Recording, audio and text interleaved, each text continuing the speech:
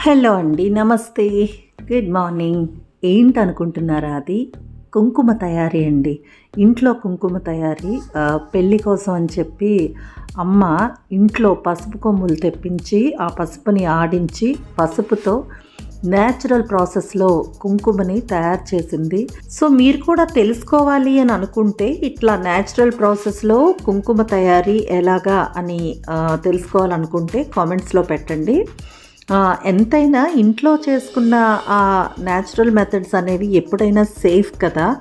So and that to ఒక శుభకార్యంకి అనేసరికి ఇంట్లో చక్కగా ఇలా పసుపు కుంకుమతో మొదలవడం అనేది శుభసూచకం. మేము మూడమి రావడానికి ముందే కొంత ప్రాసెస్ మొదలు పెట్టాం కాబట్టి టైమింగ్ ఎంతో లేదు, అందుకని ఒక పక్క నుంచి అలాగా పనులు జరిగిపోతూ ఉన్నాయి.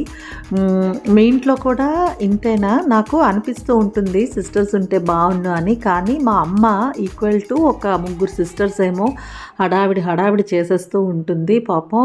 ముందే అవి తెప్పించి చేసి మళ్ళీ నాకు చెప్పానన్న విషయం మర్చిపోయి మళ్ళీ చెప్పి ఇలా ఉంటుందన్నమాట. కానీ ఇలాగే ఉండాలేమో హడావిడి, ఎందుకంటే ఇలాంటి హడావిడి ఉంటేనే మనకు కూడా ఆ పెళ్లి సందడి అనేది మొదలైనట్టుగా అనిపిస్తూ ఉంటుంది. అండ్ దానికి తోడు సంతు కూడా కరెక్ట్గా తోడయ్యేసరికి ఇద్దరు కలిసి టైం దొరికినప్పుడంతా ఏది అవసరమో అది లిస్ట్ రాసుకుంటున్నారు. ఆ లిస్ట్ని మళ్ళీ నాకు పంపిస్తున్నారు. సో ఇంకేమైనా యాడ్ చేసేది ఉంటే యాడ్ చేసి మళ్ళీ పంపిస్తున్నారు. ఈ రకంగా ఒక పక్క నుంచి అయితే పెళ్లి సందడి స్టార్ట్ అయిపోయింది. మీకు నేను ఎప్పటికప్పుడు అప్డేట్స్ ఇచ్చేస్తూ ఉంటానండి.